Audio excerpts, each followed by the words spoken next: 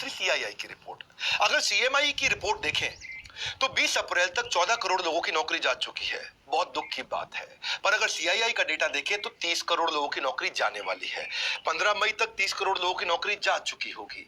हमारा देश जो कि बहुत बड़ा है, 137 करोड़ की पॉपुलेशन है। 137 करोड़ लोगों में से 16 साल से ज्यादा की उम्र वाले लोग 100 करोड़ से ज्यादा है। और उस 100 करोड़ में अगर 30 करोड़ लोगों की नौकरी गई और 30% देश अगर बेरोजगार हो गया तो देश की क्या हालत होगी आप समझ सकते हैं। जिस बेचारे की अच्छी नौकरी गई है, बड़ी नौकरी गई है, उसको पहले तो इनकम लॉस हो गया। इनकम लॉस का मतलब क्या है? इनकम वो नहीं होती जो आ रही है, इनकम उसकी सेविंग भी होती है और साथ में उसकी डैमेज टू क्रेडिट रेटिंग, यानी कि अब बेचारे को लोन भी नहीं मिलेगा कहीं से क्योंकि क्रेडिट रेटिंग खत्म हो जाती है। अगर उसका बेचारे के पास कोई बेनिफिट था, ध्यान से समझिए, उसको कोई रिटायरमेंट का बेनिफिट था, ईएसआई का बेनिफिट था, पीएफ का बेनिफिट था, वो खत्म हो गया। एक गरीब आदमी अस्पताल में जाके ईएसआई पीएफ के कारण फ्री में इलाज करा सकता था, वो भी नहीं कर सकता।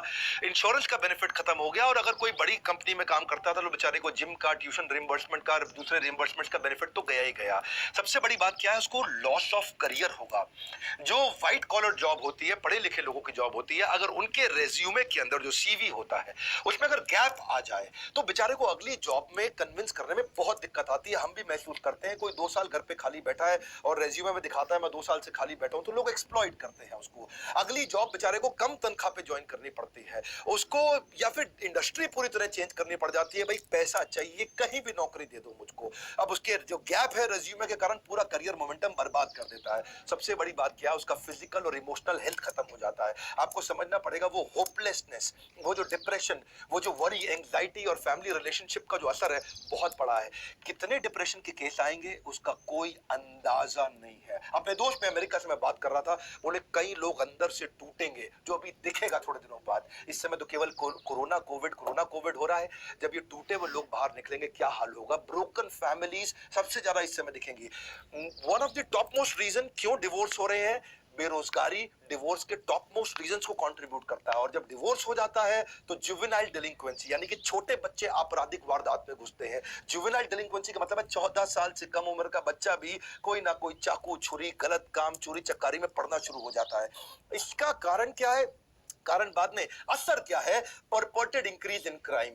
अब अगर इतनी भारी मात्रा में लोग जब बेरोजगार होंगे, बेरोजगार को इज्जत से नहीं देखा जाता है। उसकी आस पड़ोस के लोग उसके बारे में क्या क्या बोलते हैं, अनएक्सेप्टेबल हो जाता है वो। ऐसा जैसे छुआछूत जैसा हो गया बेचारे के साथ। सोशली लोग उसको पसंद नहीं करते और सिग्निफिकेंटली ज्यादा राइज देगा ये क्रिमिनल्स बढ़ने में। क्योंकि जब इस तरह से बेरोजगारी होगी तो पैसा चाहिए, खाना चाहिए, पहले रोटी, फिर कपड़ा, फिर मकान, किधर से लेकर के आएगा वो? इस सारे समस्या के चलते जानते हैं क्या है उसका असर क्या आता है? वो सरप्राइज हो जाता है, बहुत हेल्पलेस होता है, एक शॉक में आ जाता है और अनवेल जैसे सिम्टम आने लग जाते हैं। बिना बात के उसको लगता है कि मैं बीमार हो गया हूं। इतना टायर्ड और एग्जॉस्टेड फील करता है ऐसा आदमी। मैं जब लोगों से बात कर रहा हूं, इमोशनली इतना स्ट्रेन फील कर रहे हैं, दूसरों पे विश्वास करना बंद कर देते हैं, गुस्सा, लॉस ऑफ इंटरेस्ट, मतलब हर चीज में स्ट्रेस। घर में तो कलेश बढ़ता ही है और साथ में इतना इरिटेटेड आदमी काम करेगा तो कैसे करेगा? आपको सबसे पहला काम क्या है?